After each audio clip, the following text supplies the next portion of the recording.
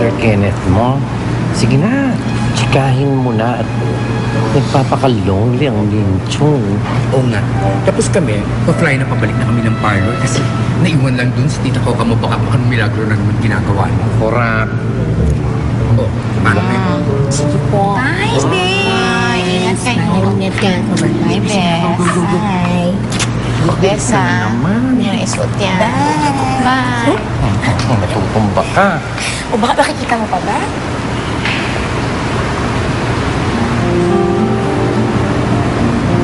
Hello?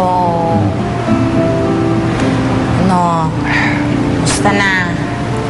Ayos ka lang ba? Ayos lang. Niloko niya tayo eh.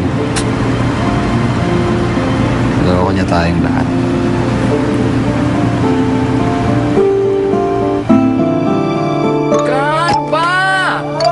Mister, anong kinakatok-katok mo dyan?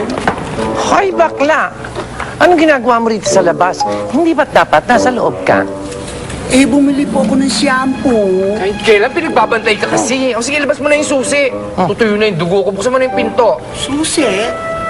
Susi, as in English, key. Yung maliit ba na bakal na pag pinasok mo sa pintuan, bubukas. Yon. Ano ba nangyari? Yung susi? Oh, Ay, nako. ano? Nakalimutan ko sa loob eh. Ay, gaga! Paano tayo pa? Siguro pati utak mo naiwan mo. Ay, hindi naman. Kenneth, huwag mo masyadong dibdibin yan, ha? Baka mamaya, sumabog, oh. Boom! Kaya, alam mo ng mga bata kami. Si Kuya, umiidolo ko yun. Tinitingilaan ko yan. Talagang lahat inaasa ko sa kanya. To the point na pati nga si Nikki ginibag ko sa kanya. Para sa kanya. Ay, Iwan niyo susi. Chong! May problema ba? Ay, talagang meron. May isa kasing tanga rito, iniwan yung susi sa loob ng parlor. So ngayon, hindi kami makapasok. Uy, baka naman pwede mo kaming tulungan. Ay, hindi, para hindi, buksan yung hindi. pinto. Wala na. Okay na, kaya namin ito. Wala nang hindi na pwedeng tumulong. Mamaya, magkautang na loob pa kami sa'yo. Puri pa ng kaibigan ko yung maging kapalit. Mamaya, pag nakapasok ka dyan, Pladan. madami pang mawalang gamit. Ang ganyan. Tigilan nyo na yan. Tama na. Malay mo. Gagawa tayo ng paraan kung paano tayo makakapasok. Mabayaan nyo, makakaisip ako ng paraan kung paano. Ay, bukas Tayo, na. Kahit kailan. Ay, bukas na, ante ko. Kali. Ang galing-galing mo talaga, Chong. Oy, tama, ang galing ni Chong. Ang galing niyang magbukas ng pinto. Sanay na sanay. Parang akyat bahay lang. Hanapin natin yung utak ng baranda. Talaga. Kumain ka kasi ng balon? Alam pa nito. Chong, thank you, ha?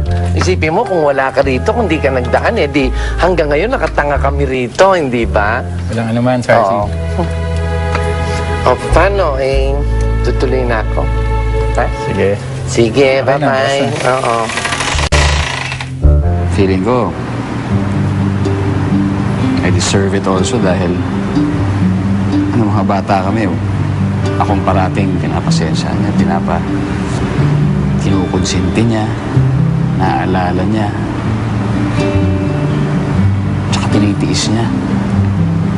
Kaya nga nung ginawa niya, talagang hindi ko maisip kung paano nagawa. Labo. Sorry.